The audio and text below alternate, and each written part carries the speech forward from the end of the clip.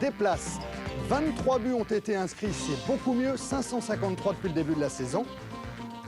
Deux tickets choc, deux exclusions, vous l'avez compris, nous voyagerons ce soir en illustration et à l'initiative d'Isabelle Dupuis dans le métro parisien avant d'accueillir à la Mosson le leader du championnat Monaco. Et oui, à la Mosson, depuis le début de l'année 1993, Toulon et Toulouse sont déjà venus prendre des points, ce que pourrait faire également Monaco qui reste sur une série de 10 matchs sans défaite. Une équipe de l'AS Monaco handicapée par l'absence d'Emmanuel Petit. C'est important en vue du prochain match de l'équipe de France en Israël.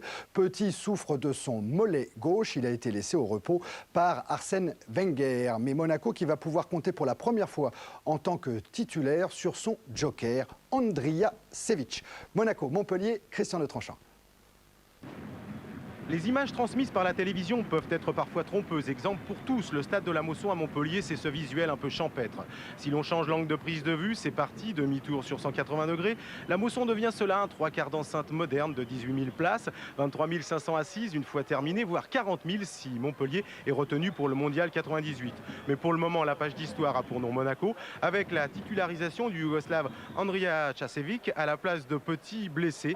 Et au sifflet, monsieur Didier Pochard, que les supporters de Montpellier n'ont pas oublié, élimination de Coupe de France 92 oblige. Les premiers en action, dangereuse, cela va de soi, seront les Monégasques, avec ce tir de Franck Dumas, dévié mais bien capté par Claude Barabé.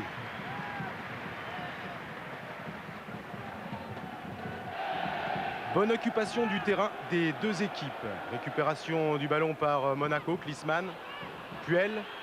Pour Luis Enrique, bien démarqué, qui part dans le dos de Bertrand Roseau. C'est une occasion superbe pour Enrique, qui enveloppe un tout petit peu son tir, gêné par Roseau et Tétis. Jacek Ziobert. Jacek Ziobert, pas trop de solutions, si ce n'est Carotti pour Jérôme Bonicel, qui se débarrasse de Kniako, centre au second poteau pour Kader Ferraoui. Kader Ferraoui gêné, vous allez le voir sur ce ralenti, par Luc Sonor qui enlève une reprise de volée probable de ce dernier. Montpellier emballe cette première mi-temps. Kader Ferraoui pour Jacek Ziobert, démarqué sur le flanc gauche, centre au premier poteau pour Fabrice Divers. Ça va être dur, il y a 3 défenseurs. Fabrice Divers qui parvient tout de même à attirer. Ça n'inquiète pas Jean-Luc Ettori, 0-0, ce sera le score à la mi-temps. Résultat qui pour l'instant satisfait pleinement Fabrice Divers. Quand on ne prend pas de but, on a un point. Et si on essaye d'en mettre un, si on y arrive, ça sera super pour la suite. La suite, c'est la seconde période avec des Montpelliérains très volontaires et un Fabrice Divers des plus inspirés. Contrôle du ballon pour son pote Ziobert qui malheureusement enlève trop sa frappe.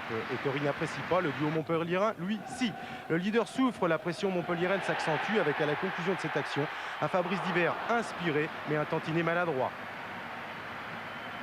Monaco souffre mais ne plie toujours pas. Coup franc, Jérôme Bonicel pour au second poteau. Une tête de Michel Derzakarian qui oblige son homologue capitaine monégasque Jean-Luc Ettori à se coucher.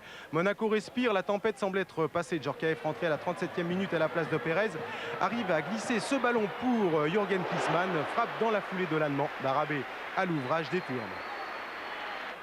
Jacek Ziobert à la lutte avec Thuram, réussit à centrer pour la tête de Fabrice Divers, cette fois malchanceux la barre, sauvant un Jean-Luc Ettori plus que figé sur sa ligne.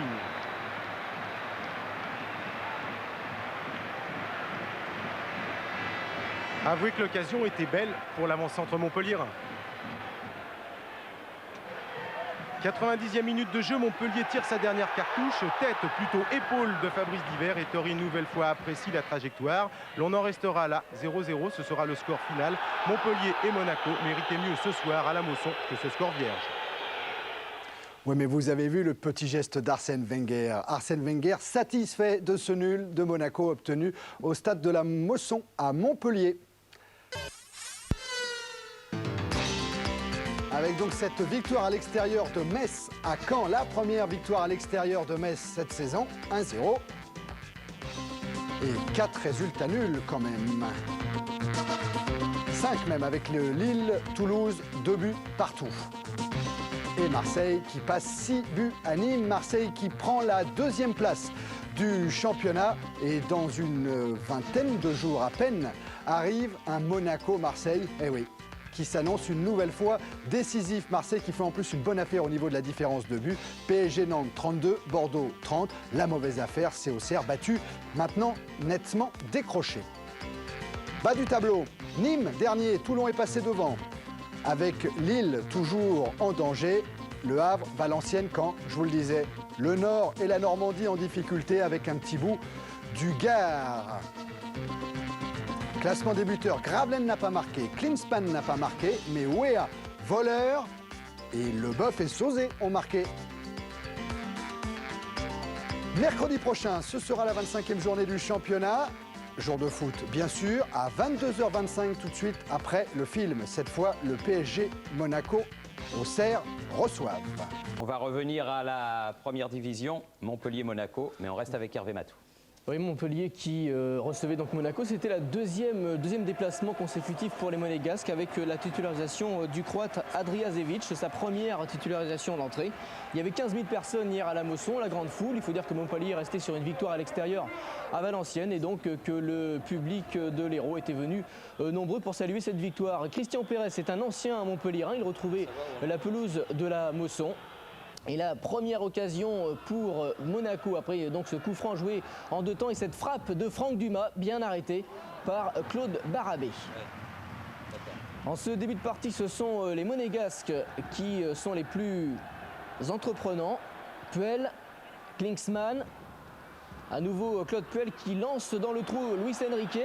Enrique qui s'échappe et qui va finalement dévisser un petit peu sa frappe, qui passe donc largement à côté du but de Barabé. La réaction des Montpelliérains, 20 minutes de jeu, Ziobert, un ballon qui va arriver à Kader Ferraoui et il a un petit peu tardé à tirer Ferraoui, comme le lui dit Gérard Gilly. Voilà, il aurait peut-être dû tirer sans contrôle Ferraoui. En tout cas, les Montpelliérains sont à nouveau à l'attaque avec un bon ballon dans la course de Bonicel. Un centre de Bonicel, Ferraoui à la réception, mais Luxembourg qui au dernier moment chipe le ballon devant le milieu de terrain de Montpellier. Loulou Nicolin qui retrouve un petit peu le moral, 0-0 en tout cas à la mi-temps. On retrouve Bonicel, très bon hier soir pour une tête de Zakarian. Arrêt sans problème de Jean-Luc Ettori. Et la seconde période va être encore plus difficile pour les joueurs de la Principauté qui ne se créent qu'une seule occasion avec ici Jürgen Klinsmann, frappe instantanée de Klinsmann et belle parade de Claude Barabé. Ce sera la seule occasion pour Monaco en cette seconde période car le reste est montpelliérain. Christian Pérez est sorti, il s'est un petit peu blessé, une élongation qui pourrait le priver de la rencontre Israël-France. À nouveau donc à l'attaque les Montpelliérains, ballon récupéré par Ziobert qui empêche le ballon de sortir, qui va pouvoir centrer.